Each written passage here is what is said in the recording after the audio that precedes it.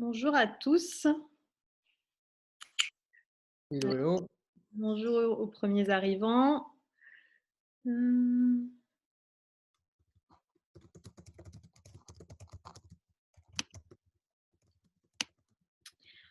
Bonjour, bonjour aux premiers arrivants. Donc, on va prendre quelques minutes le temps que tout le monde arrive. Bonjour Arnaud, bonjour Diane. Bonjour Miro. Et puis, on se présentera avec Jérémy et puis on commencera à discuter de notre sujet du jour. Vous avez quelques minutes pour vous chercher votre petit café ou votre petit verre de vin si jamais vous commencez déjà l'apéro, c'est l'heure. Nous, on va tourner à l'eau, je pense. 17h59, t'as pas encore laissé, c'est 18h vraiment le gap. Donc, mais oui, Dans une minute, vous pouvez y dans aller. 1 minute, c'est le départ. Bonjour à tous ceux qui viennent d'arriver. N'hésitez pas à couper directement vos micros juste pour éviter les couacs. S'il y a besoin, on pourrait les réactiver en cours de route. Bonjour MCSTGN.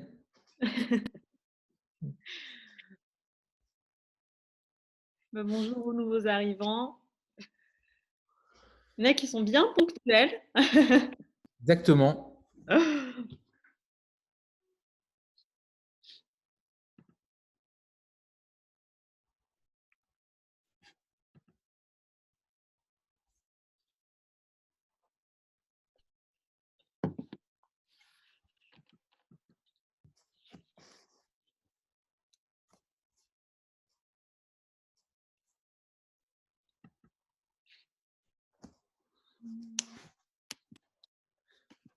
Bonjour Marie.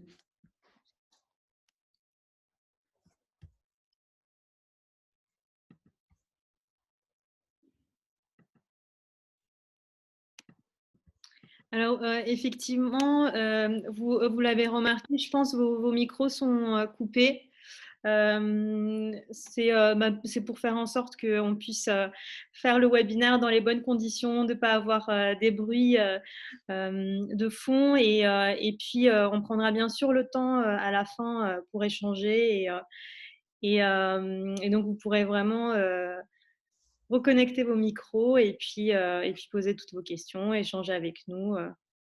Ce sera avec grand plaisir. Peut-être en attendant, si les personnes dans le chat peuvent déjà nous dire si vous êtes plutôt dans le clan des juristes ou plutôt dans le clan des Ah oui, designers. dans les clans fermés. Ouais, c'est ça. Quelle couleur vous êtes, c'est un peu comme koh. C'est ça, c'est la guerre aujourd'hui. On va essayer de vous réconcilier. C'est ça. N'hésitez pas à nous mettre dans le chat, en fait, quelle est votre profession, plus sérieusement. Alors, on va se laisser encore une petite minute. Alors, un juriste, product designer, OK. Alors oui, on a beaucoup de designers inscrits. On a été vraiment ravis avec Jérémy parce que on s'attendait pas. Enfin, moi, pour ma part, je m'attendais pas du tout d'avoir autant de designers intéressés. Et du coup, on est hyper heureux de vous avoir parmi nous. Et puis, bien sûr, on est très heureux d'avoir aussi les juristes et que vous puissiez interagir entre vous et que on puisse ouvrir peut-être le premier pas à des collaborations. Exactement.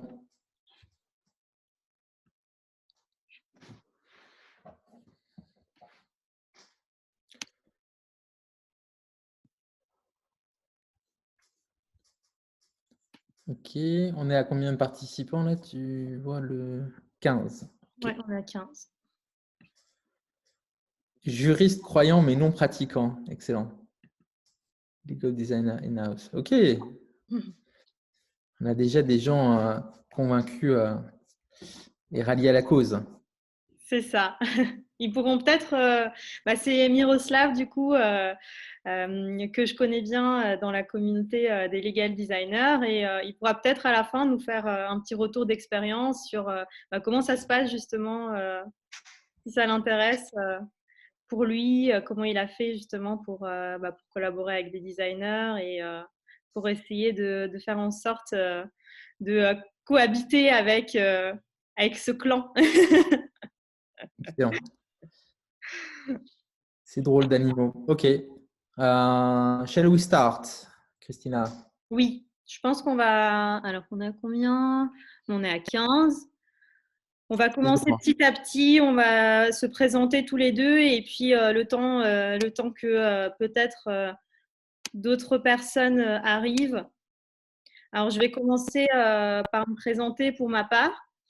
Donc, je suis Christina Lazatian, la fondatrice de l'agence Imagine, qui est une agence de legal design où on travaille justement sur cette problématique d'appliquer le design thinking au droit et dans le domaine juridique. Donc, on travaille exclusivement avec des professionnels du droit, des avocats, des directions juridiques, des notaires, tous les professionnels du droit pour essayer d'amener un peu plus de sens à leur activité, de créer des services, des produits qui sont plus impactants, plus engageants et plus utile en fait pour leurs clients et les utilisateurs et puis de renforcer au maximum l'expérience qu'ils font vivre à leurs clients et utilisateurs.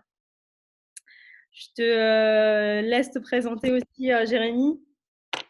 Ouais, merci Christina. Donc, bonsoir, bonjour à tous. Je ne sais pas encore quel mot employer aujourd'hui à cette heure-là. Donc, moi, je suis UX designer en freelance depuis un peu plus de 3 ans. J'accompagne mes clients sur des aspects d'accompagnement au changement, justement, de stratégie, depuis des visions en général centrées sur les projets ou sur les produits à une vision centrée utilisateur. Donc, ça peut être des grands comptes comme des startups avec des problématiques qui leur sont propres. Et ça occupe une partie de mon temps. Et l'autre partie est consacrée à l'enseignement et à la formation. Donc, vraiment, tout un aspect autour de la pédagogie, d'expliquer ce que c'est que le design UX, que ce n'est pas un animal particulier qui doit tout porter sur ses épaules, mais que justement, c'est quelqu'un qui va collaborer avec les autres. Et donc, c'est tout naturellement que moi, j'utilisais justement ces contre-exemples de regardez, vous voyez, un contrat, quand c'est compliqué à lire, quand on n'arrive pas à comprendre les termes, est-ce qu'il n'y a pas des points sur lesquels on pourrait amener de la valeur? Et donc, quand j'ai découvert la discipline du legal design et qu'il y avait des acteurs qui se positionnaient là-dessus, issus du monde du juridique, je trouvais ça formidable. Et donc, c'est tout naturellement que ça nous a amené avec Christina à proposer ce regard croisé ce soir entre des personnes issues du monde du juridique et des personnes issues du monde du design et en quoi ça peut apporter de la valeur, donner du sens au métier et apporter de la valeur aux utilisateurs finaux. On embraye Oui. sur petit agenda. Donc, on va être ensemble pour une petite heure. On va s'engager en tout cas à tenir ce timing. 19h, on vous libérera. Naturellement, si vous devez partir avant, on comprend tout à fait, il n'y aura pas de souci. Juste claquer la porte derrière vous. Donc, on va commencer par amener des petites définitions de notions qu'on pensait en tout cas importantes pour des personnes qui découvrent ces disciplines. Donc, on va passer assez rapidement, on ne va pas y passer trop de temps. Après, on vous donnera des exemples concrets pour vraiment illustrer des choses qui existent déjà dans ces domaines-là. Et après, on approfondira vraiment sur un cas d'usage plus spécifique et on terminera par une session de questions-réponses. Et si on a le temps, mais on aura le temps, on vous livrera une petite surprise à la toute fin de ce webinaire. Voilà pour le programme. Alors, on va commencer et c'est Jérémy qui va commencer par nous parler un peu de design et puis nous poser les bases justement de ce que c'est. Ouais. Alors, très très vite, et ça n'a pas du tout vocation à être exhaustif, mais juste pour illustrer, et je l'ai amené du coup par un exemple parce que l'idée c'est vraiment de rendre ça très très concret, ce que c'est que le design, comment on peut l'aborder. Contrairement à pas mal d'idées reçues, le design c'est pas que de faire des choses jolies, mais c'est vraiment de l'employer au sens anglo-saxon du terme, à savoir concevoir quelque chose. Et là, à partir de ce moment-là, on peut comprendre que chacun dans nos métiers, et juristes y compris, mais aussi responsable des ressources humaines, contrôle de gestion, peu importe, on a un rôle à partir du moment où on conçoit un document, on conçoit un livrable. Du coup, il y a une part de design là-dedans. Alors, aussi bizarre que ça puisse paraître, aussi éloigné de nos prérogatives que ça puisse paraître. Et donc, pour illustrer mon métier en tant que designer UX, donc ce que c'est que concevoir une expérience, je vous ai mis un petit exemple. Peut-être que certains d'entre vous dans la communauté UX l'ont déjà vu passer. C'est un exemple d'un ascenseur. Je ne sais pas si Christina, tu peux pas passer à la slide suivante. Donc, ce que ça illustre là, en fait, je vais juste vous raconter une histoire en 2 minutes. C'est un ascenseur dans lequel je me suis rendu à l'école des Gobelins à Paris. La première fois que je suis allé donner des cours là-bas, on m'avait dit tu dois te rendre au 3e étage. Alors, je ne sais pas si vous voyez bien sur la photo. Donc, naturellement, j'appuie sur le bouton 3. J'étais un peu pressé, en plus un peu en retard. Et donc, je cours dans les couloirs et j'essaie de trouver ma salle, 300 quelque chose. Et puis, c'était que des numéros 100, 101, 102. Je dis, OK, on doit avoir un souci. J'ai dû me tromper de bouton. En fait, je repars dans l'ascenseur, je rappuie sur le bouton 3 et là, les portes se rouvrent tout de suite. Donc, non, je ne m'étais pas trompé d'étage. Sauf que c'est vraiment au moment où j'ai pris un peu de recul, en fait, que j'ai vu les affiches qui sont sur le côté qui indiquent en fait que pour se rendre au 3e étage, il faut appuyer sur le bouton 8 ou alors sur le bouton 7. Parce qu'en fait, la particularité de cet ascenseur, c'est qu'il dessert 2 bâtiments. Et donc, il y a 2 fois 3 étages à desservir. Bref, vous comprenez que la situation est un peu complexe. Donc, ça, c'est déjà le premier point. Le deuxième point, c'est qu'il y a bien des inscriptions en braille à côté des boutons.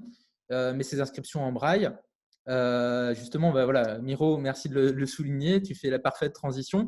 Donc, on imagine une personne en situation de handicap visuel qui se sert du coup des inscriptions en braille, mais ces inscriptions en braille ne tiennent pas compte des affichettes sur le côté, elles tiennent compte que des numéros de boutons de l'ascenseur. Autant dire que là, pour le coup, c'est fini, ces personnes-là n'arriveront jamais au bon étage. Et le dernier point un peu rigolo, c'est que si vous regardez en fait l'ordre des numéros, ça s'arrête à 9 tout en haut. Vous voyez qu'à côté du 9, il n'y a pas d'emplacement. Et pourtant, dans la série des boutons, il y a bien un numéro 10 et il est à côté du -2. Et on se demande pourquoi en fait. Donc, on pourrait imaginer que la personne qui a dû placer les boutons, à un moment donné, s'est retrouvé un peu coincé en disant j'ai pas de place à côté du 9, on met où le 10? Et que, en regardant un petit peu, ils se sont dit bon, je sais pas, il y a une place à côté du -2, tu n'as qu'à le mettre en bas. Puis de toute façon, voilà. Donc, c'est un condensé. Alors, c'est assez drôle parce que c'est dans une école où on enseigne de l'UX design. C'est un condensé de choses assez aberrantes, mais qu'on croise régulièrement dans la vie de tous les jours, pas forcément autant aussi complet. Mais donc voilà, c'est une manière d'illustrer ce que c'est qu'un objet qui est mal conçu et du coup une expérience qui peut se retrouver assez vite dégradée. Christina, est-ce que tu veux compléter? Oui, bah moi, le petit 10 qu'on rajoute justement parce qu'on ne sait pas où le mettre, ça me fait un peu penser aussi parfois aux conclusions d'avocats. Alors, qu'est-ce que c'est les conclusions? C'est en fait les arguments écrits qui vont être envoyés par chacune des parties, par chaque avocat pour défendre son dossier, le dossier de son client dans le cadre d'une procédure devant un tribunal. Donc, on va avoir un écrit et puis cet écrit-là, en fait, à chaque fois, on va avoir la réponse de l'autre partie et en fait, on peut avoir 4-5 jeux de conclusion qui vont circuler comme ça et à chaque fois avec des ajouts. Donc, effectivement, on peut se retrouver avec une centaine de pages de conclusion où effectivement, on a mis à un moment donné des éléments où on savait plus justement où c'était pertinent de le mettre. Il fallait ajouter cette nouvelle décision, ce nouveau élément, et puis on le rajoute par-ci, par-là. Mais en fait, finalement, on se retrouve avec des répétitions, avec des conclusions hyper longues et pas du tout intelligibles. Donc, que ce soit les conclusions, que ce soit les contrats, ça arrive aussi parfois d'avoir justement des clauses où on va avoir énormément de choses qui se répètent ou alors des éléments où on ne va pas avoir réfléchir à une cohérence, à une structuration, à une cartographie et une logique pour justement avoir un effet d'impact et de logique en fait qui va permettre de faciliter la lecture et la compréhension. Donc finalement, c'est un peu les mêmes problématiques dans le milieu juridique. Excellent. Merci beaucoup. Du coup, on va enchaîner sur une autre notion. Si vous vous intéressez au legal design, peut-être que vous avez entendu parler de design thinking. Donc, on souhaitait aussi réillustrer cette notion-là. Donc, c'est l'histoire vraie du designer je ne sais pas si vous m'entendez, un truc qui me dit que ma connexion est instable. C'est bon? Christina, tu m'entends? Oui, oui, moi c'est bon. Okay. Donc, un designer qui concevait pour GE Electric des machines à IRM, des scanners à IRM. Peut-être on peut afficher la photo qui est voilà, nickel, sur la slide suivante. Et donc, il venait de concevoir la toute dernière machine à la pointe de la technologie. C'est une machine qui avait été récompensée par plusieurs awards. Donc, il était vraiment porté aux cieux, en fait. Et donc, c'est très fier de lui. En fait, vraiment, c'était le top du top des machines à IRM qui allait amener des résultats plus nets, plus rapides, etc. Et donc, la première fois que cette machine qui coûte quand même un certain budget a été installée dans un hôpital aux États-Unis, il est allé sur place pour voir comment se passait cette mise en place et est-ce que les utilisateurs en étaient satisfaits. Et donc, il parle à l'opérateur, il dit alors, t'en es content de ta nouvelle machine et tout? Ah oui, c'est vraiment top. C'est vrai que ça va beaucoup plus vite, c'est vachement plus pratique, c'est beaucoup plus net. On voit des choses qu'on ne voyait pas avant, etc. C'est super. Et donc, il discute comme ça pendant 5-10 minutes. Et au bout des 5-10 minutes, l'opérateur lui dit bon, écoute, par contre, là, je vais devoir te laisser parce qu'on doit justement faire passer un scanner. Et entre dans la pièce un couple de parents avec un petit enfant qui devait passer le scanner. Et l'enfant était en pleurs et vraiment très, très stressé. Alors, du coup, le designer demande à l'opérateur qu'est-ce qui se passe, pourquoi il est dans un état comme ça. Et donc, l'opérateur lui explique que c'est une situation qui est très stressante et que régulièrement, 8 fois sur 10, ils sont obligés de sédater les enfants pour qu'ils restent bien en place parce que si jamais ils bougent un petit peu, ça rend illisible les résultats. Et donc, qui dit sédation dit rendez-vous avec l'anesthésiste qui n'est pas toujours disponible. Donc, ça veut dire que pendant ce temps-là, il faut repositionner le rendez-vous, la machine n'est pas utilisée, donc il y a une perte de rentabilité. Et puis, il y a des risques pour la santé. Et puis, ça prend plus de temps pour le réveil, donc ça veut dire que ça occupe un lit plus longtemps. Bref, ça posait plein de problèmes au niveau de l'hôpital. Et donc là, il se dit, il est passé, c'est un peu l'ascenseur émotionnel de quelque chose qu'il a tout de suite, qui était formidable au niveau de sa machine, à quelque chose qui était complètement déplorable d'un point de vue expérience. Et donc, il s'est dit, c'est pas possible en fait d'en rester là. Il faut absolument qu'on re-questionne comment ça se passe pour les enfants et comment faire en sorte que ça se passe mieux. Et pour ça, il est allé s'immerger dans le domaine des enfants, à savoir dans les crèches, les écoles maternelles, pour comprendre qu'est-ce qui pouvait aider les enfants à s'immerger dans un univers et donc des choses autour des navettes spatiales, des bateaux pirates, etc. Et pour essayer de voir en fait comment cette expérience de la machine IRM pourrait s'inspirer de ça en fait pour les apaiser, pour les calmer. Et donc ils ont prototypé avec des bouts. Au début, c'était juste avec des dessins. Là, vous voyez le produit fini. Mais au début, c'était juste avec des dessins, des choses qui n'ont pas coûté cher à mettre en place pour voir en fait si on racontait une histoire autour de ça et qu'on les invitait à endosser un rôle dans cet univers-là, est-ce que ça se passait mieux? Et donc, ils ont fait des tests. Et là où ils se sont rendus compte qu'ils étaient sur la bonne piste, et quand l'enfant est ressorti de cette machine-là en disant quand est-ce qu'on y retourne? Et donc, il a compris en fait que là, on était passé d'un examen médical à un jeu et que ça servait en fait tous les intérêts de tout le monde et que tout le monde était beaucoup plus calme et qu'il n'y avait plus besoin de laisser dater. Donc ça, ils ont vraiment pu mesurer de manière assez fine l'apport de valeur en fait d'une approche centrée utilisateur. Donc, pour expliquer ça, en fait, pour terminer là-dessus, plus qu'une méthode et qu'un outil, si on peut se passer à la slide suivante, merci. Le design thinking, c'est plus un état d'esprit basé sur l'empathie, c'est-à-dire être capable de ressentir les émotions de l'autre sans les juger, sans se les approprier, et sur la collaboration, parce que ce designer, il s'est entouré en fait de techniciens, d'anthropologues, justement d'enseignants, de directeurs de crèches, etc. Et sur l'itération, parce qu'ils n'ont pas eu bon tout de suite, ils ont dû tester plusieurs fois avant de trouver la solution qui répondait vraiment bien aux besoins. Et donc, on va voir comment on peut appliquer ça au domaine du juridique. Alors, comment ça marche? Très rapidement, le design thinking, il a ça de plutôt attrayant, c'est qu'il a rendu très facilement appréhendable par des gens non initiés au design d'un processus qui s'inspire en fait des études en conception, en design. Donc, c'est 5 phases.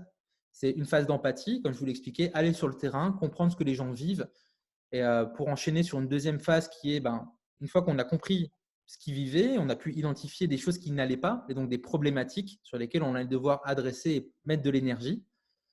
Donc ça, c'est la troisième phase où on va s'entourer avec une équipe et on va produire des idées. Alors, ça peut être du brainstorming et d'autres ateliers qui vont permettre d'identifier des pistes de solutions. Et ces solutions, on va leur donner vie, on va les matérialiser. C'est la 4e étape, sous la forme d'un prototype. Donc, ça peut être du digital comme du physique. Et c'est des choses qui vont aller assez vite à matérialiser, sur lesquelles après, on va pouvoir aboutir à la dernière étape du processus, qui est le test. Et le test, c'est mettre ça dans les mains d'un utilisateur, le faire expérimenter et voir en fait, est-ce qu'on a répondu à la problématique, oui ou non. Ce qui manque dans ce schéma, c'est la partie itération qui est très importante. C'est-à-dire qu'à l'issue du test, ce n'est pas fini. On en tire des enseignements, on continue d'optimiser ce qui reste à optimiser et donc on peut reboucler sur une des étapes précédentes du processus jusqu'à ce qu'on estime que voilà, là on a atteint suffisamment, on a atteint les objectifs, on peut livrer. Donc voilà, très, très succinctement, ce dont on parle en fait quand on parle de design thinking. Christina, est-ce que tu veux maintenant nous éclairer sur ce que c'est que le… Du coup, ça va être beaucoup plus simple pour moi de vous expliquer ce que c'est pour sa part le legal design, parce qu'en fait, c'est tout simplement l'application de tout ce que nous a exposé Jérémy au monde du droit. Donc, en fait, c'est l'application de cette méthodologie, de ces 5 étapes, de tout ce mode de pensée, d'empathie, de pluridisciplinarité, on le verra après, de tous ces critères-là, de tous ces principes au monde du droit. Alors, pourquoi aujourd'hui le monde juridique a besoin en fait finalement du design ? Parce que la seule expertise juridique ne suffit plus aujourd'hui et depuis déjà quelques années, on se rend compte en fait que le monde juridique a été totalement bouleversé, donc d'abord par l'arrivée notamment des legal tech depuis 5-6 ans qui se sont bien installés et qui ont identifié des nouveaux des besoins non satisfaits ou alors qui ont identifié des besoins nouveaux qui étaient justement sur le marché et qui n'étaient pas en fait satisfaits par des professionnels du droit, des avocats, des notaires, des juristes et qui ont en fait développé des solutions nouvelles qui permettaient justement d'avoir un produit, un service juridique qui est plus impactant, plus intuitif, plus engageant, plus simple d'utilisation. Alors, pourquoi on a toutes ces questions qui se posent aujourd'hui? Parce qu'en fait, on est entré depuis justement toute la naissance de toutes ces plateformes dans une nouvelle ère de consommation. Donc, on veut aujourd'hui consommer le droit comme on utiliserait en fait notre smartphone, comme on commanderait à manger sur Uber Eats ou comme on commanderait tout simplement un appartement sur Airbnb. Donc, on veut que ça soit simple, rapide, intuitif et on ne veut pas perdre notre temps à comprendre déjà tout simplement comment marche le service, c'est-à-dire comment on n'a pas envie de passer 3 heures à comprendre ce que notre avocat va nous dire ou ce que notre juriste en interne va nous exposer. On veut que ça soit rapide, efficace, engageant et intuitif. Et en fait, c'est pour ça qu'aujourd'hui, on va vraiment avoir besoin du design et qu'on va utiliser vraiment le design dans le monde du droit, ce qui fait le legal design pour créer plus de services, de produits, d'expériences qui sont utiles et efficaces et positives. Alors pourquoi c'est quelque chose qu'on peut faire et qui est vraiment totalement adapté au monde juridique? C'est parce que en fait, les juristes et les designers sont tous deux des problem solvers. C'est-à-dire qu'en fait, le juriste, de son côté, va avoir pour objectif de répondre et de trouver une solution à un problème juridique, alors que le designer va aussi avoir de son côté comme objectif d'apporter une solution à un problème d'usage qui se pose dans son travail, dans son quotidien. Et en fait, le juriste va, lui, se positionner par rapport au cadre légal, c'est-à-dire la première question qui va se poser, c'est quel est le cadre légal, quelle est la législation applicable, quelles sont les jurisprudences qui l'accompagnent et comment faire pour que tout soit cadré juridiquement. Et en fait, c'est ça les premières questions qu'il va se poser. Alors que le designer, de son côté, il va plutôt s'interroger sur le besoin de son client, de son utilisateur. Il va vraiment se positionner sur tous les points qui concernent son utilisateur, les points de frustration, ce qui l'entoure, qui il est, comment il fonctionne, son quotidien. Et ensuite, il va réfléchir à la solution et à toutes les problématiques techniques qui accompagnent en fait la résolution de son problème. Donc finalement, si on arrive en fait à emprunter ce mode de pensée et ce fonctionnement qui est vraiment très efficace, qui a fait ses preuves depuis plusieurs années, justement pour créer des éléments, des produits, des services, des expériences plus impactantes, ben, on arrivera justement à créer des contrats, des process, des différents services nouveaux qui seront beaucoup plus impactants et engageants. Complètement. Peut-être juste pour compléter, je pense que l'aspect crucial là-dedans, c'est que le design et le design thinking, c'est une manière aussi d'amener l'expertise, mais au bon moment dans la gestion du projet, dans la timeline. Le risque étant que si on l'amène trop tôt, on s'enferme dans quelque chose que bon, on a toujours fait comme ça, c'est quelque chose que je maîtrise, donc on ne re-questionne plus le pourquoi est-ce qu'on le fait et surtout le comment on le fait. Et si on le fait trop tard, quelque part, on a peut-être raté des opportunités. Et donc, le fait d'amener ces méthodologies-là, elles permettent d'amener une forme de cadre et des outils, des méthodologies qui permettent d'exploiter au bon moment les expertises, parce qu'il est bien évidemment pas du tout question de dénaturer un texte, surtout, mais c'est les mêmes problématiques quand on travaille dans une banque, sur un système d'information qui doit absolument être robuste, sécurisé, et donc sur lesquels on ne peut pas se permettre de faire n'importe quoi, ou dans le monde de l'automobile où il y a des vies en jeu. Quand on conçoit une automobile, il ne s'agit pas d'être laxiste là-dessus, donc bien évidemment que non, mais par contre, c'est de s'autoriser au cours du processus à repartir des besoins, à ouvrir des champs des possibles en intégrant des contraintes, mais surtout de se dire, voilà, est-ce qu'on ne peut pas amener de la valeur en fait, quelle valeur on va pouvoir ajouter au projet. Et du coup, ce qui fonctionne bien dans d'autres secteurs et qui fonctionne bien aussi avec le juridique, c'est en quoi le design va permettre d'augmenter l'expertise du juriste, mais va venir apporter un regard supplémentaire qui va faire qu'au final, on va apporter encore plus de valeur. Et sans jeter le bébé avec l'eau du bain, c'est-à-dire on va changer notre manière de faire, mais pour autant, on ne va pas dénaturer, on ne va pas retirer l'expertise. Oui, ça c'est vraiment quelque chose de très important parce qu'effectivement aujourd'hui on va beaucoup dire que l'expertise juridique seule ne suffit plus, même si on est un très très bon expert juridique, ça ne suffira plus. Mais en fait on a appliqué le même mode de fonctionnement depuis des décennies et des décennies et ça a très bien fonctionné. Enfin c'est ce qu'on pense en tant que juriste, hein. La plupart se disent ça a très bien fonctionné jusqu'à maintenant. Alors pourquoi le faire et surtout c'est quoi cette plus-value dont vous parlez? Qu'est-ce que c'est créer de la valeur? Qu'est-ce qu'on peut faire de plus? Nous, on est en fait, on a été formés en tant que juriste, on a été formés justement pour trouver des solutions à des problèmes juridiques et on ne voit pas ce qu'on peut faire de plus. Et en fait, aujourd'hui, le design, c'est vraiment une grande opportunité et le design thinking, c'est une opportunité justement de trouver ce que c'est la plus-value, de trouver comment faire pour, dans une prestation donnée, dans un service donné qu'on a l'habitude justement de délivrer à notre client, comment faire pour qu'il y ait beaucoup plus d'impact?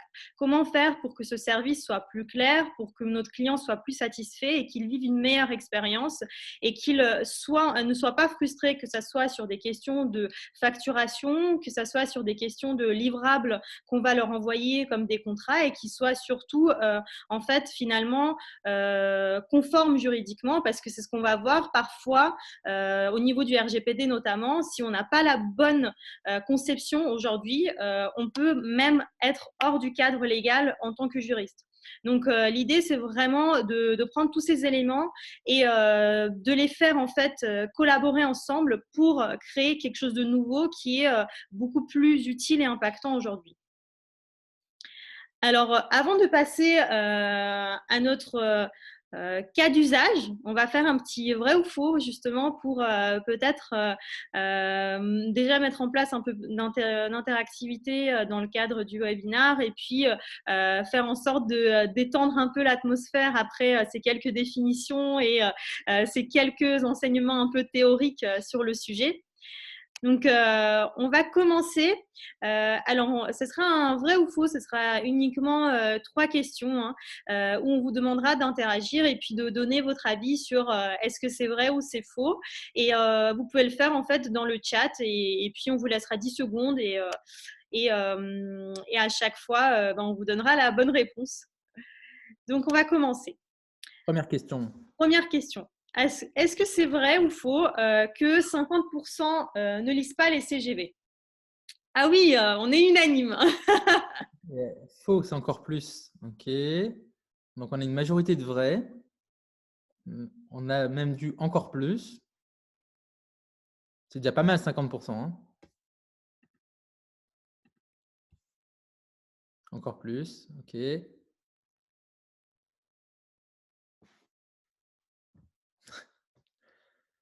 n'y a personne qui dit moi, en tout cas. Hein. Alors, Christina, c'est vrai ou c'est faux? Alors, c'est faux. Alors, c'est une étude qui a été menée par Deloitte en 2017 et ce chiffre, en fait, il a été constaté pour la catégorie des 18-34 ans. Et puis au-delà de 34 ans, on est à 91%. Donc c'est assez alarmant. Enfin, je pense pour nous tous, c'est un chiffre très impactant et puis ça permet vraiment de voir que ça reste un document qui est créé et qui n'est pas du tout lu. Et nous aujourd'hui, en tant que juristes, l'objectif c'est de travailler sur ces documents-là qui sont en fait finalement absentes totalement de la vie des utilisateurs alors qu'on les signe au quotidien, faire en sorte de responsabiliser plus tous les utilisateurs, tous les clients et puis faire en sorte que on n'ait pas des conséquences aussi graves en termes d'utilisation de ces documents très importants. Hmm. Alors ensuite, on va se tourner plutôt du côté des entreprises. Donc, 85% des directions juridiques sont pleinement satisfaites de leur avocat. Qu'est-ce que vous en pensez? Vrai ou faux?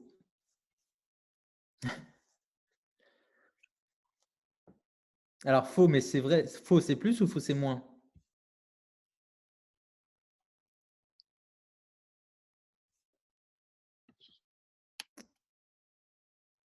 Mhm.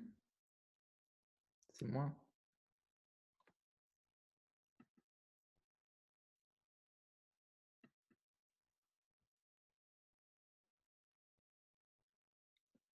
OK.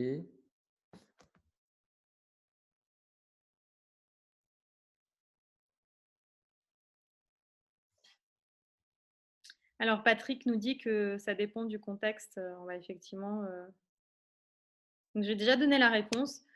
C'est 26%. Donc, c'est un chiffre qui vient de l'enquête de juin là, de 2020 de Walter Clovers qui a fait une enquête dans toutes les entreprises et les directions juridiques et les cabinets d'avocats donc, aux États-Unis et en Europe, 9 pays européens, dont la France. Et effectivement, ça peut dépendre du contexte, ça peut dépendre du cas qu'on traite, mais là, c'est vraiment des chiffres qui permettent de donner une estimation et une moyenne. Et c'est pas le seul chiffre, hein. Il y a eu d'autres études qui ont été menées vraiment sur la satisfaction client et sur les différents points qui posent frustration aujourd'hui. Et très souvent, en fait, aujourd'hui, on a des chiffres assez forts comme cela où, de manière générale, que ce soit les particuliers et les entreprises, ne sont plus satisfaits parce que leur délivre l'avocat.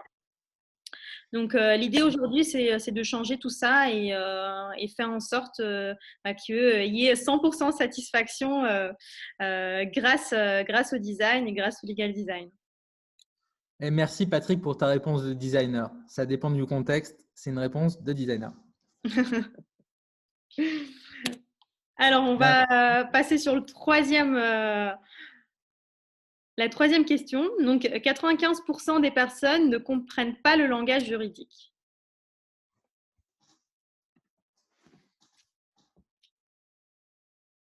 Il n'y a que des exclamations. C'est plus.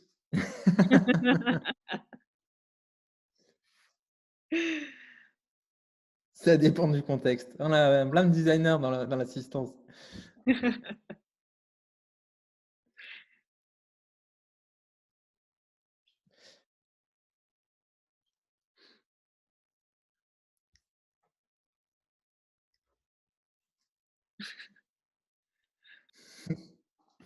On a tous eu des expériences d'une manière ou d'une autre où on s'est retrouvé un petit peu bête face à des textes qu'on ne comprenait pas. C'est assez désagréable comme expérience.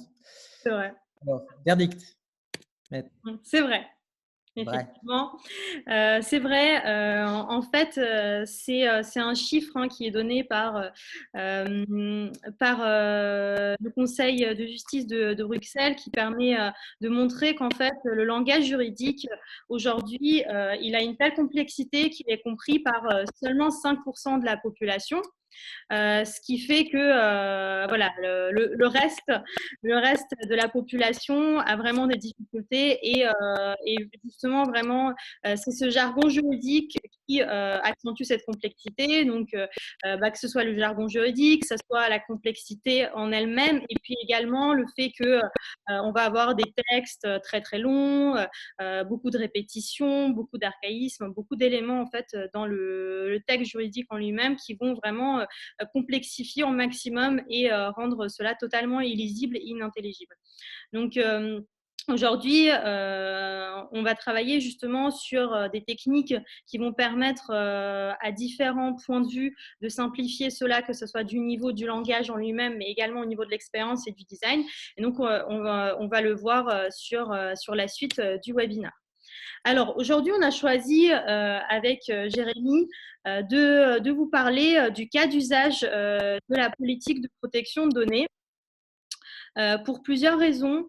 Déjà parce que donc on a un règlement général de la protection de données qui est en vigueur déjà depuis plus de 2 ans, qui est très important et qui a beaucoup poussé en fait justement le sujet du legal design parce qu'on a en fait commencé largement à voir des réalisations et des applications, des collaborations justement entre designers et entre juristes et d'autres experts sur le sujet, sur les politiques de protection de données notamment, parce que ça devient en fait une obligation.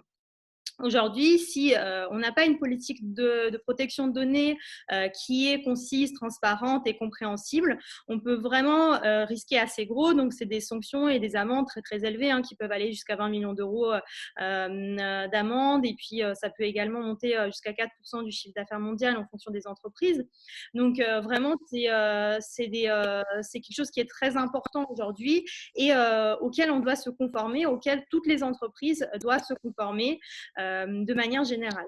Et puis, le deuxième point, c'est que dans le cadre de ce règlement, on a aussi un principe qui s'appelle le concept de privacy by design, qui veut tout simplement en fait dire que dès la conception, quand on travaille en fait sur la solution cette fois-ci et que la solution donc c'est une application technologique, donc un site web, une application web, on va devoir dès le départ, dès la conception, prendre en compte en fait la vie privée des utilisateurs et à partir de là commencer à appliquer les principes de la protection de données à notre outil technologique.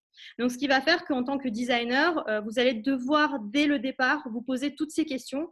Et on ne peut pas, en fait, créer une solution digitale qui soit juste juridiquement impactante et intuitive et qui ne mette pas en risque l'entreprise sans se poser toutes ces questions.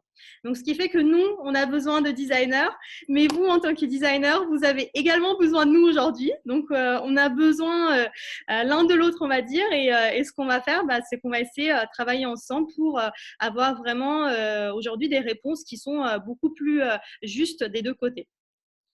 Et c'est un point important que tu soulèves là, Christina, parce que quand j'en parle, quand je fais des formations ou des cours et que je donne cet exemple de legal design, des étudiants me disent, oui, mais est-ce que ce n'est pas quelque part un peu l'objectif du juriste, en fait, que de rendre le truc tellement inintelligible qu'au moins, comme ça, c'est verrouillé et personne n'y comprend rien et on les laisse tranquilles.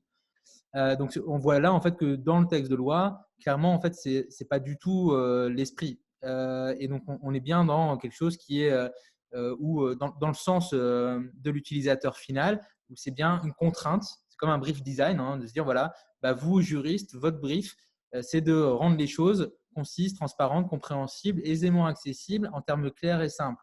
À partir de là, on est capable de juger si le livrable répond à ces attentes-là ou pas. Et quand on voit les sanctions, on se dit que ok, maintenant on a tous intérêt à travailler dans le même sens et qu'il n'y a pas de raison que ça puisse pas se faire. On enchaîne? Oui.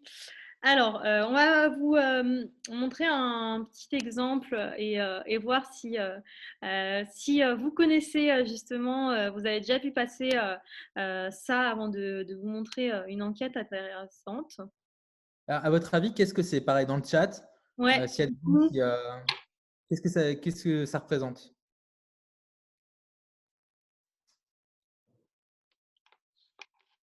Ah, il y a bien une ou deux personnes dans l'assistance qui a déjà vu ça, non? Ah, ah, exactement, c'est ça, MCSTGN. Bravo.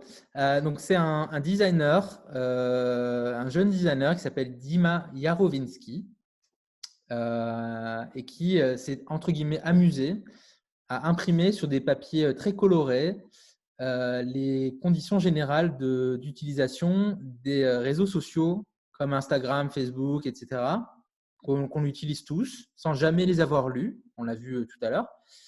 Et quand vous voyez la longueur des papiers, là, vous voyez en bas, il y a une personne qui est accroupie qui est en train de s'amuser à les lire, justement.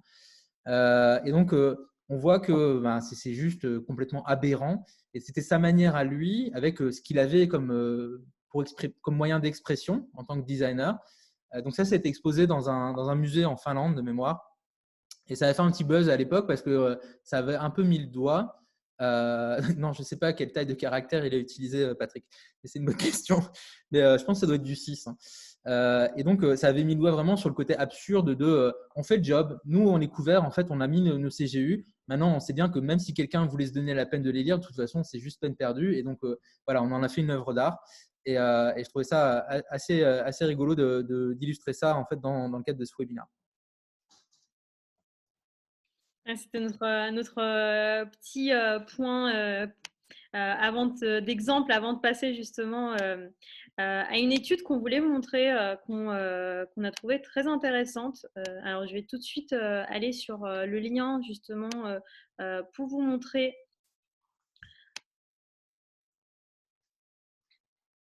ça. Alors, on voit bien l'étude, hein, Jérémy. Alors, on la voit bien parfaitement. Qu'est-ce que ça y est? Alors, qu'est-ce que c'est?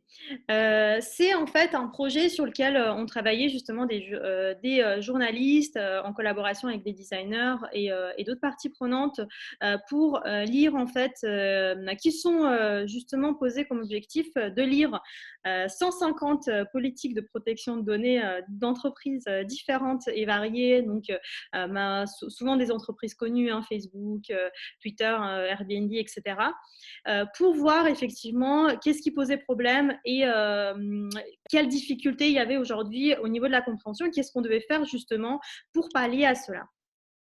Donc effectivement, on aimerait vous montrer justement comment a été conçu le résultat de cette étude parce que c'est très intéressant. Donc, qu'est-ce qu'ils ont fait déjà?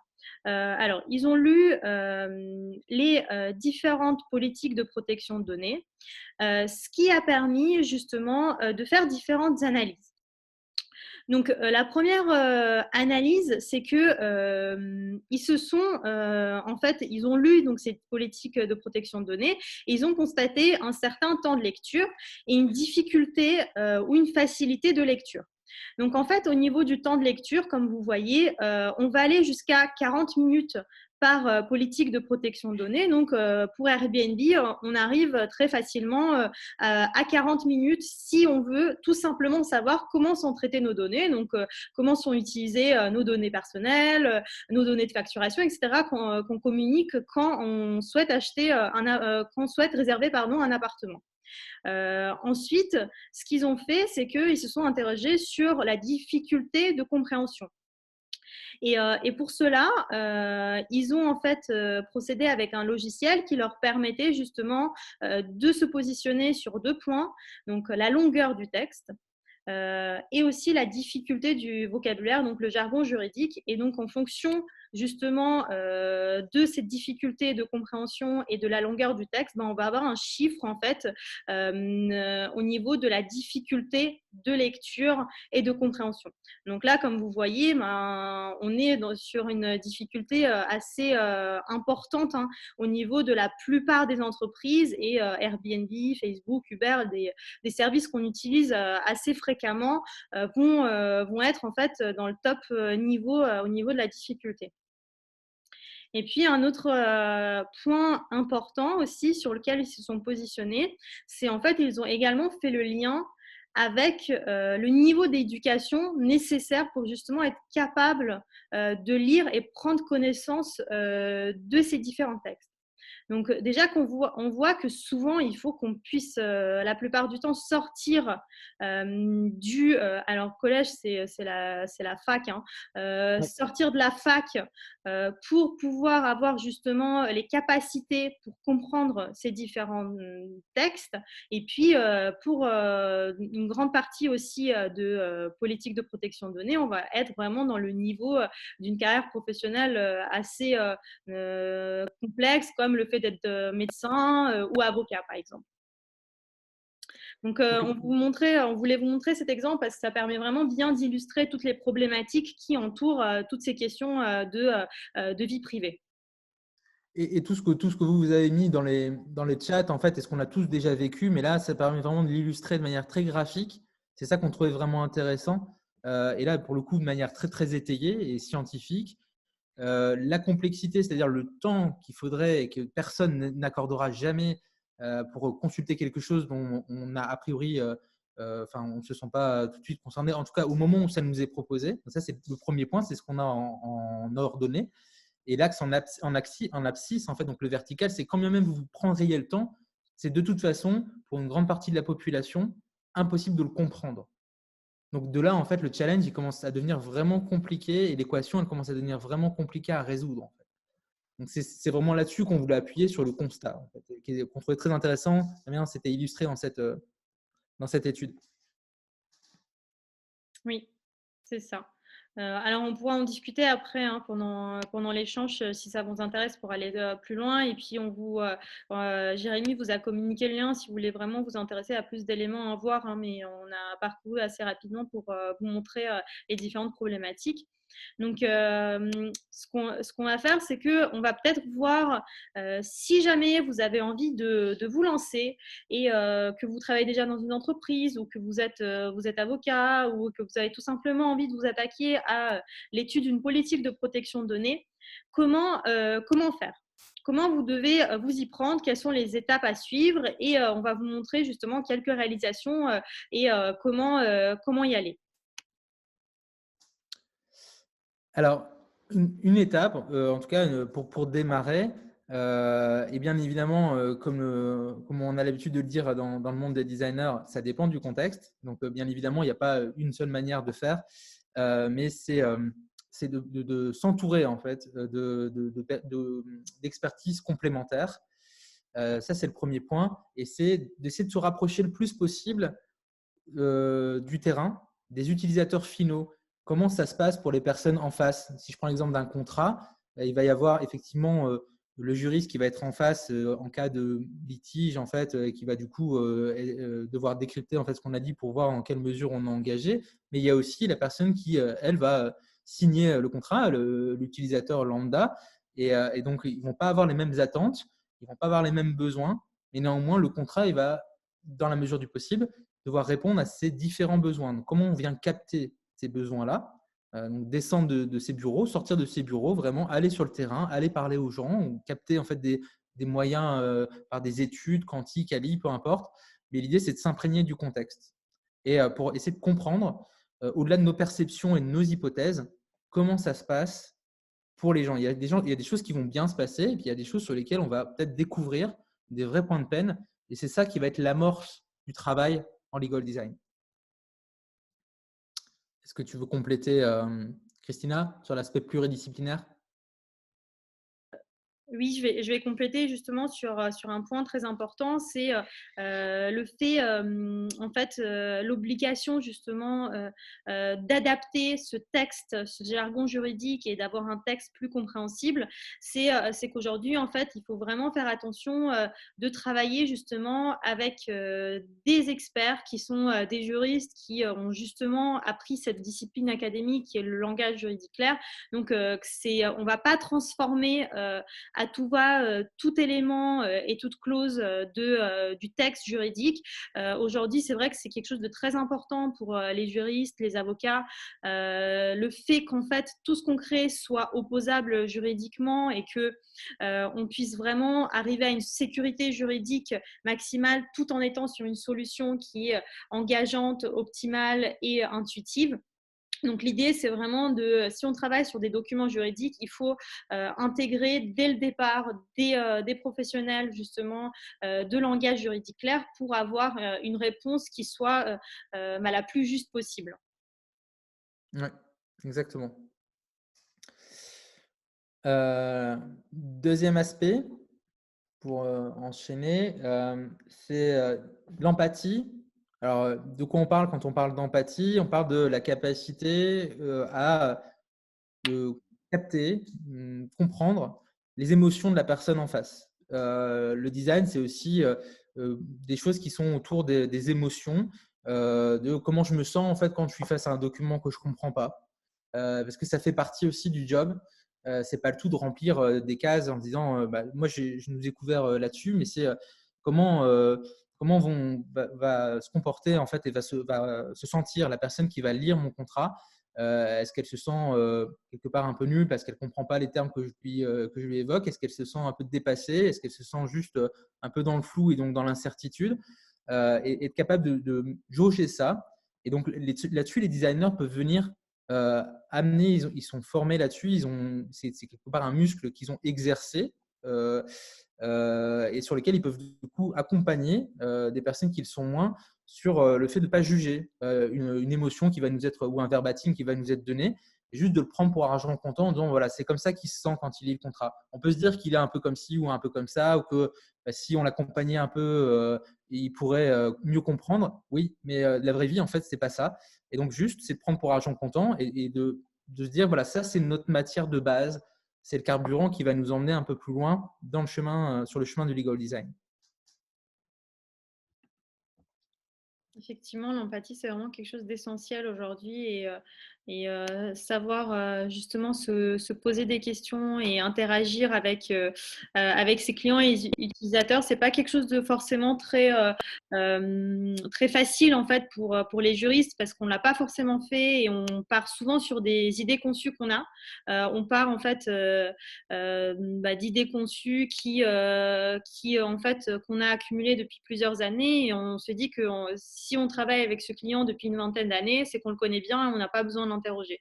Et en fait, l'idée, c'est de démontrer tout l'inverse par ce concept d'empathie et de montrer comment justement interroger son client pour pouvoir faire dégager des idées nouvelles qui vont nous permettre d'avancer.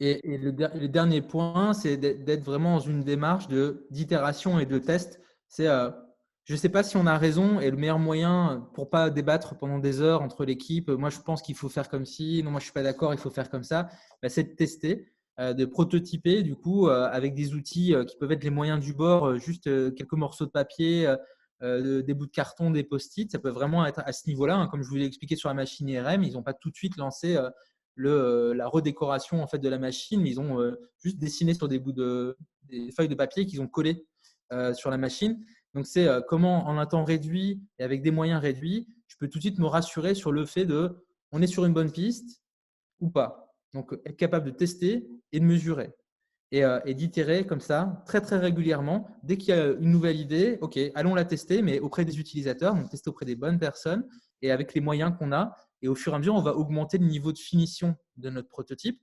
C'est-à-dire que de plus en plus, il va ressembler à quelque chose de fini. Mais avant ça, on aura itéré un certain nombre de fois sur des choses qu'on pourra très facilement et sans aucun scrupule chiffonner, mettre à la poubelle et recommencer. Et ce n'est pas grave. C'est même riche d'enseignement. Tu veux parler peut-être des différentes phases de test qu'on pourrait aborder en legal design, Christine? Oui, oui. Alors, au niveau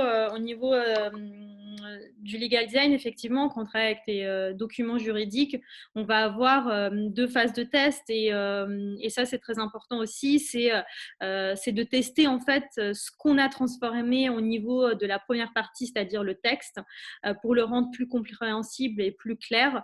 Et on va aller justement demander à toutes les parties prenantes, aux personas, aux clients qu'on a identifiés, est-ce que c'est plus compréhensible? Est-ce que ça facilite la lecture? Est-ce qu'il pourrait en fait arriver au bout de ce texte de cette manière avec une compréhension qui est facilitée? Donc, on va vraiment tester cette partie-là de compréhension pure et ensuite, on va plus s'intéresser à la partie expérience et design. Et puis, on va finir effectivement par mesurer. Le fait de mesurer, c'est vraiment très important parce que ça nous permet justement de voir qu'est-ce qu'on est parvenu à faire avec toute cette phase de conception de projet sur des documents juridiques. Où on va justement mesurer différents points. On va mesurer le temps de lecture, justement, est-ce qu'il a été divisé, par combien de temps il a été divisé. On va mesurer la compréhension, est-ce qu'elle a été améliorée ou non. Si on a besoin de revenir en arrière pour relire, pour comprendre certains éléments ou pas. Et puis aussi l'expérience ressentie, est-ce qu'elle a permis de plus fidéliser, d'impacter en fait la marque employeur, d'apporter une image de marque plus positive et plus impactante à l'entreprise qui a justement entrepris toute cette démarche au niveau de sa politique de protection de données. Donc, ce qu'on va faire là, c'est qu'il nous reste effectivement quelques minutes. En 2 minutes, je vais juste vous présenter quelques exemples rapidement pour vous montrer 3 exemples d'entreprises qui se sont lancées justement dans cette démarche de refonte de leur politique de protection de données. L'idée, c'est de vous montrer que aujourd'hui, on peut vraiment avoir des degrés de progression au niveau de ce qu'on va faire pour notre politique de protection de données. L'idée, c'est pas forcément d'aller tout de suite et créer une expérience UX vraiment très forte et d'aller vraiment très loin au niveau du design. Ça va vraiment dépendre des objectifs, des moyens humains, budgétaires et qu'on peut avoir dans le cadre de son entreprise notamment ou de son cabinet pour le faire pour son client. Et en fait, finalement, on peut aller vraiment step by step. Et c'est ce qu'on va vous montrer avec 3 exemples d'entreprises qui sont vraiment dans 3 démarches différentes, mais c'est tout aussi pertinent. Donc, quelques exemples. On va commencer par Shine. En fait, c'est une banque en ligne qui a tout simplement travaillé sur la partie du texte de sa politique de protection de données. Donc, en fait, qu'est-ce qu'ils ont fait? C'est que pour chaque article, qui était très long, hein, leur politique de protection de données est très, très longue, surtout parce que ils ont d'une part la partie jargon juridique, mais étant donné que c'est une banque, ils ont aussi le jargon bancaire qui se rajoute. Donc, ce qui complexifie encore davantage ce document. Et en fait, à chaque fois, ils vont avoir un encart qu'ils appellent en clair, où ils vont vraiment avoir en fait tout simplement le texte en langage juridique clair qui est réduit, qui est simplifié et qui permet aux clients de le lire et de le comprendre. Sachant qu'ils sont eux-mêmes conscients qu'ils ne sont pas du tout allés là où ils devraient aller au niveau de la refonte de leur politique de protection de données et que c'est une première étape vers plus de transparence et d'éthique, mais ils savent qu'ils doivent encore itérer. Donc voilà, ça c'est une première démarche dans laquelle on peut entrer, c'est-à-dire commencer déjà à avoir un déclic et avoir un état d'esprit qui a envie de jouer au moins sur la compréhension du texte, qui est vraiment déjà 50% du travail. Ensuite, on va vous montrer un deuxième exemple. Je vais peut-être aller directement sur le site pour vous montrer rapidement. Donc, c'est un logiciel dans le domaine juridique, justement, d'automatisation de contrats, où ils ont travaillé justement sur leur politique de protection de données. Mais là, on va avoir différents éléments qui vont se rajouter. On vous enverra les liens pour que vous puissiez aller regarder ça si ça vous intéresse. Mais ils ont vraiment combiné plusieurs points. Déjà, il y a la partie langage juridique clair. Si vous voyez, c'est vraiment très simplifié et beaucoup plus clair qu'une politique de protection de données classique. On va avoir justement un sommaire qui va nous permettre vraiment, en scrollant, de voir où on est et d'avoir plus d'informations et d'être plus rassuré sur le sens de lecture. Donc, il y a vraiment beaucoup de points, que ce soit au niveau du design, que ce soit au niveau du langage juridique, qui nous permettent vraiment de simplifier et d'avoir une expérience beaucoup plus positive et beaucoup plus impactante. Et donc, on vous laissera aller voir si ça vous intéresse. Mais là, on est déjà à un niveau de conception beaucoup plus important parce qu'on a une partie de développement assez importante qui rentre encore en jeu. Et puis, un troisième et dernier exemple, avant vos questions, c'est alors la politique de protection de données de Auguste. Donc, je vais directement aller dessus pour vous la montrer, qui est en fait une entreprise australienne. Et là, alors, on a vraiment essayé de créer une expérience. Donc, c'est quoi comme type d'expérience? C'est que, en fait, on arrive donc sur la politique de protection de données et on a Fernando qui va se présenter et qui est un petit poisson qui va en fait nous accompagner tout au long de la lecture de notre politique de protection de données avec différents éléments qui rappellent le thème de la mer, justement. On est plongé dedans. Et des petits donc le texte qui va apparaître sur la gauche, bien sûr en langage juridique clair, et les petits poissons, justement, Fernando et d'autres poissons qui vont nous donner de l'information et qui vont nous informer, donner des commentaires sur différents points concernant la politique de protection de données. Donc ça, c'est vraiment un exemple où on est allé beaucoup plus loin encore au niveau de l'expérience UX. Et donc, l'idée aujourd'hui, c'est de vous montrer qu'on peut aller vraiment à pas, et donc commencer petit, c'est-à-dire déjà avoir une démarche où on veut changer ce statu quo qui est assez problématique aujourd'hui au niveau des textes juridiques, et puis aller progressivement vers quelque chose qui permet une expérience positive. Donc, on va arrêter là sur notre présentation. On espère que ça vous aura plu, et puis on vous laisse justement poser toutes vos questions, et puis on fera une petite annonce à la fin avec Jérémy qui concerne la petite surprise qu'on a annoncée. Donc, vous pouvez justement rallumer votre micro, pardon, et nous poser des questions, alors le faire dans le chat si vous avez envie. Alors oui, il y aura un replay. On a enregistré justement la réunion, et on vous enverra un lien pour ceux qui y avaient assisté. Alors, il y a une question d'Alexia. Quels sont les freins, objections les plus fréquents à la mise en œuvre du legal design en cabinet d'avocat ou auprès de juristes en entreprise?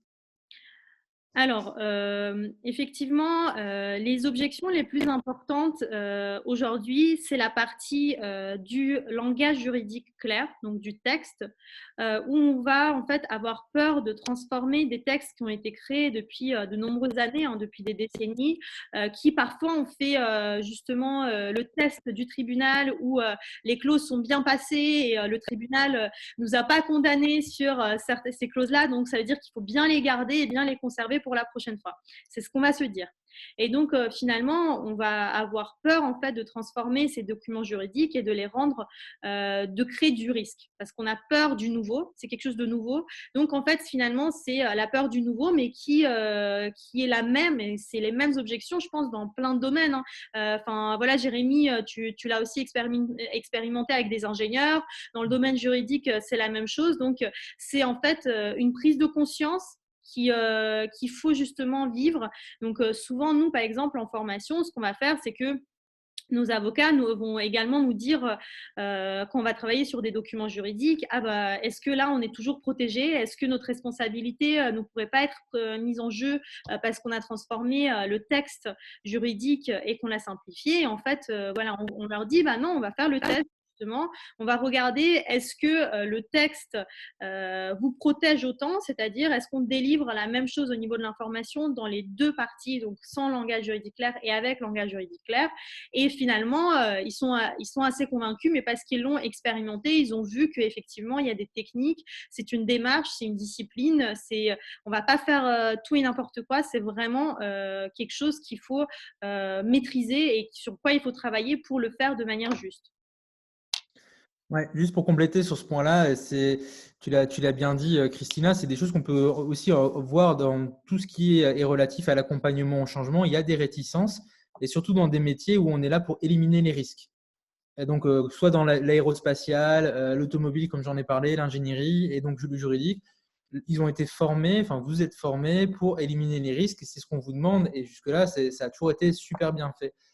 Et ce qui peut des fois être perturbant, c'est que on perçoit le design comme quelqu'un qui va poser des questions, qui va ouvrir les chakras, qui va quelque part nous permettre d'aller dans des endroits où on n'a pas l'habitude d'aller et quelque part qui va être vu comme, OK, donc lui, il va introduire du risque dans mon processus et donc je dois l'éliminer.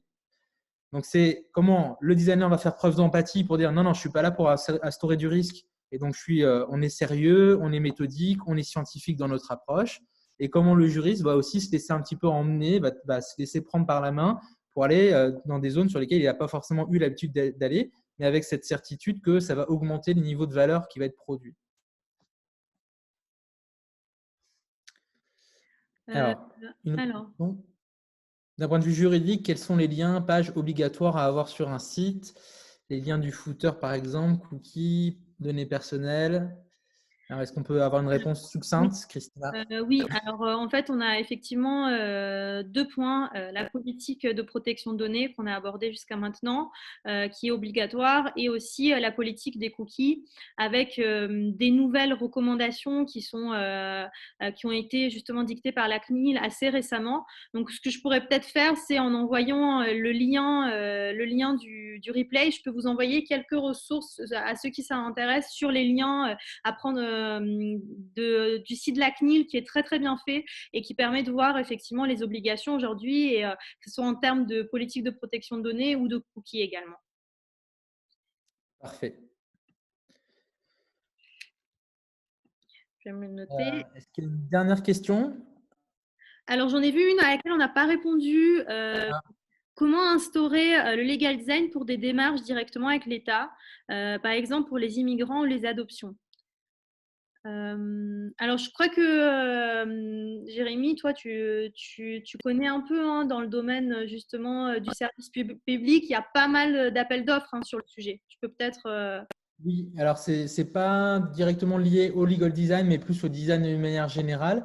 Le gouvernement a lancé plusieurs initiatives, deux dispositifs en tout cas que j'ai en tête très clair, c'est les designers d'intérêt général, où du coup ils ont identifié un certain nombre de services publics qui avaient des problématiques. Ces services publics ont dû donner un brief, un pitch, en disant voilà, on aimerait bien retravailler ça.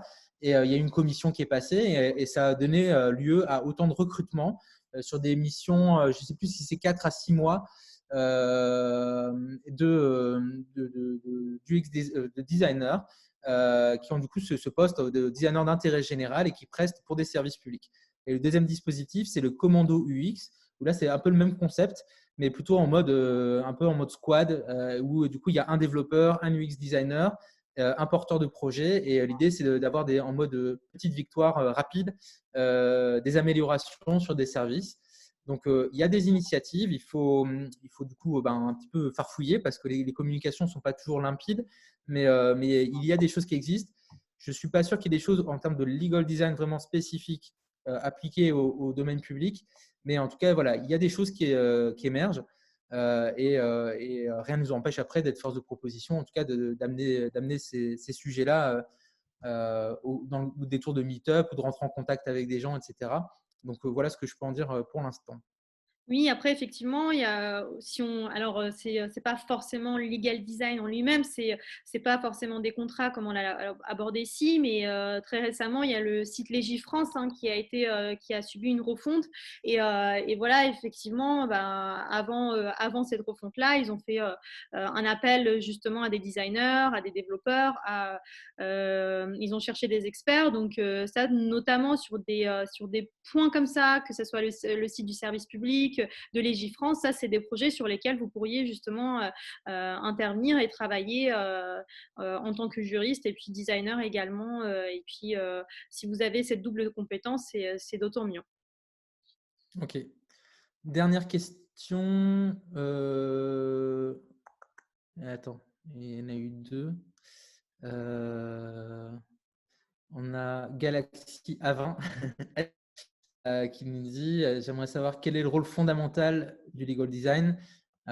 En quelques mots, c'est tu pourras voir le replay du coup Galaxy, c'est de repartir des besoins et de challenger un peu par rapport à une expertise donnée qui est le juridique. Comment est-ce que ça répond bien aux besoins des utilisateurs finaux, c'est-à-dire vraiment comment ça se passe quand la personne lambda lit un contrat, par exemple, ou quand mon fournisseur lit le contrat, est-ce qu'il comprend bien tout, est-ce qu'il prend le temps de le lire, etc. Sinon, est-ce que j'ai identifié qu'est-ce qui dysfonctionnait et comment je peux améliorer ça et en m'associant avec des designers pour la faire très courte.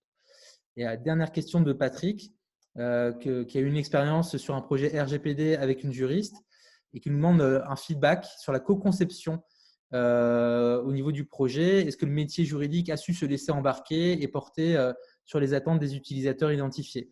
Christina, est-ce que tu as un retour là-dessus? Sinon, moi, j'en ai un que je pourrais apporter aussi. Alors moi, sur la politique de protection de données, en fait, on est en train de travailler dessus actuellement. Donc, je ne peux pas forcément encore donner des réponses très concrètes, mais je te laisse y aller, Jérémy, si tu as des Ok, réponses. merci. Alors, ça dépend du contexte, Patrick, sans mauvaise blague. J'ai notamment une collègue qui travaille pour une célèbre plateforme, une marketplace de vente de bricolage qui est assez mature sur ces sujets-là. Et donc, elle était elle-même surprise en intégrant cette société d'avoir des demandes du juridique. Elle me disait, mais je m'y attendais absolument pas. Et donc, ils ont tout de suite compris quel était l'enjeu d'être au contact des utilisateurs. Ils ont aussi compris que ce n'était pas dans leurs expertises et qu'ils n'avaient pas ni le temps ni les moyens d'aller au contact et que en s'associant avec les designers de l'entreprise, ils allaient peut-être pouvoir identifier des choses qui n'allaient pas et envisager des nouvelles pistes de solutions. Et il y a effectivement des cas où, et ça vaut pour tous les secteurs d'activité, où les gens seront un petit peu plus réticents un petit peu plus réticents au changement et verront pas forcément pourquoi est-ce qu'ils changeraient leur manière de faire parce que ils sont un petit peu campés sur leur position. Et là, ça va être plus un travail au corps en fait de démontrer l'apport de valeur, de se dire que voilà, on va pas rallonger les délais, on va pas dénaturer le texte, on va pas introduire du risque comme je l'expliquais. Mais ça, c'est du coup un travail qui va s'inscrire dans la durée. Donc, il y a des exemples. Il y a des vraies réussites aujourd'hui en France. Donc, ça prouve qu'on va dans le bon sens. Maintenant, ça reste encore très minoritaire, on ne va pas se le cacher. Et donc, il faut réussir à jauger le niveau de maturité des gens en face et quels sont les combats qu'on cherche à mener pour faire avancer. Mais ça vaut pour tous les secteurs d'activité. Donc là, moi, je retombe vraiment sur des choses que je connaissais bien, même en dehors du domaine du juridique. On est vraiment dans la gestion de l'humain et de l'accompagnement au changement. Mais en tout cas, il y a des vraies réussites chez Revolut, dans la banque, qui a réduit de 80% la longueur de ses CGV et donc même dans le domaine du e-commerce. Est-ce que alors, pour répondre à ta question, Patrick, est-ce que le projet portait sur des documents juridiques ou également sur des questions de consentement utilisateur? C'était vraiment sur la partie documents, pour l'exemple dont je parle. Alors oui, Voilà. nous, on travaille actuellement justement sur la question vraiment très large de la politique de protection de données, mais qui parle, en fait, qui intègre vraiment la question de la vie privée dès l'amont, en fait, de la conception, dès la conception du projet. Donc, on a les questions de consentement, mais on a toutes les problématiques aussi de compréhension et qui intègrent toutes les questions qui se posent par rapport à tout le document juridique, effectivement. Merci à tous pour vos questions. Le temps file, il est 19h11. Ce que je propose, Christina, c'est qu'on on tue le suspense dans de fameuses surprises. Ouais, Et donc, ce qu'on voulait vous proposer pour poursuivre cette aventure et pour les personnes qui sont intéressées par ce sujet, c'est de prendre un nouveau rendez-vous avec vous. Alors, on n'a pas forcément encore fixé la date, mais on voulait déjà sonder sur les personnes qui sont là quel oui. serait le créneau idéal pour avoir un atelier en ligne participatif. Donc, c'est en ligne, c'est gratuit, qui mêlerait des publics du domaine juridique, des publics du domaine de design, où vous pourrez amener des problématiques. Voilà, en disant, moi, j'aimerais bien parler de ça. Moi, j'aimerais bien parler de ça et que on va organiser des petits salons de discussion. Vous pourrez du coup échanger, identifier des pistes de solutions à réfléchir à plusieurs en fait, sur le sujet en question.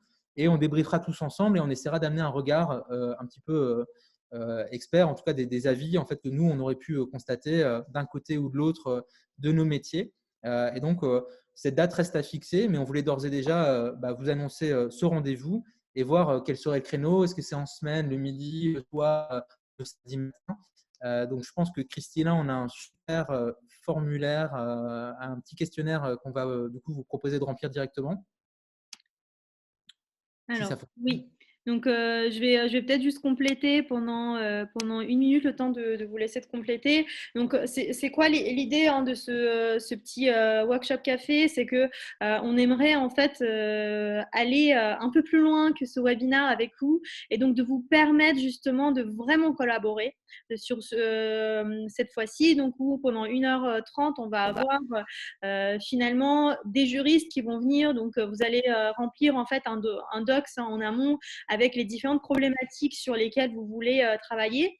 Donc, que ce soit sur un document juridique, que ce soit sur une question plus large, si c'est un cabinet, par exemple, d'avocats qui travaille sur les questions de service, de clean-up, sur les produits, sur la prestation, sur la relation client, enfin toutes les problématiques vraiment qui peuvent se poser. On est ouvert à tout en fait. Et vous allez apporter votre sujet que vous allez renseigner et puis on sera heureux d'avoir justement des designers qui ont assisté à ce webinaire pour avoir ce premier pas peut-être ou aller plus loin justement dans le domaine du legal design et puis voir comment interagir, collaborer ensemble lors de ce ultime rendez-vous. Et puis, pour ceux qui veulent aller plus loin, mais avoir un accompagnement personnalisé, voilà, on est également ouvert à cette possibilité où on peut vous accompagner tous les deux en tant qu'experts sur ces questions-là. Donc, vous pouvez nous écrire et puis on pourra prendre un petit rendez-vous personnalisé, en discuter ensemble et voir comment on peut planifier ça. Donc voilà, on a essayé de satisfaire tout le monde. Déjà, j'espère que cette idée va ravir plus d'un, que vous serez intéressés et partant pour ce nouveau challenge. L'atelier, effectivement, c'est 1h30. Et donc, je ne sais pas, on va laisser encore 2 minutes peut-être pour le vote. Voilà. Mais en attendant, en tout cas, ceux qui ont déjà répondu ou qui ont un impératif, n'hésitez pas. Merci en tout cas pour votre participation, pour votre présence et votre intérêt pour le sujet. Et naturellement, on reste disponible même après cet atelier, soit via LinkedIn, par mail, peu importe, si vous souhaitez échanger, partager. Et on sera ravis en tout cas de rester en contact avec vous. Merci à tous. Bonne soirée. En tout cas, à ceux qui doivent déjà nous quitter. Merci à tous, j'espère que ça vous aura plu, oui, et puis et que vous pourrez continuer un peu avec nous le petit bout de chemin qu'on est en train de mener. Donc on va peut-être laisser encore 1 ou 2 minutes, hein, mais on a pris du retard. Il y a eu des échanges fort intéressants, donc on a pris un peu de retard, mais bonne alors soirée à tous. on est plutôt en semaine, comme aujourd'hui, en soirée. Ok. D'accord. Et donc, on vous enverra aussi le lien du replay pour les personnes qui sont arrivées en cours de route pour ne rien rater de tous nos échanges. C'est ça. Je pense que tout le monde a dû voter, hein. Tout le monde a dû voter? On va peut-être attendre 30 secondes. Ça marche.